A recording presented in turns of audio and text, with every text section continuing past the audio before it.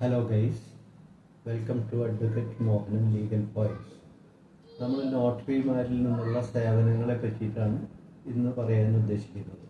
സാധാരണ നിലയ്ക്ക് ജനങ്ങൾ സമീപിക്കുന്നത് പല പല കാര്യങ്ങൾക്ക് നോട്ടറിയെ സമീപിക്കുന്നത്. അതിൽപ്പെട്ട ഒന്നാണ് അഫിഡവിറ്റ് എന്ന് പറയുന്നത്.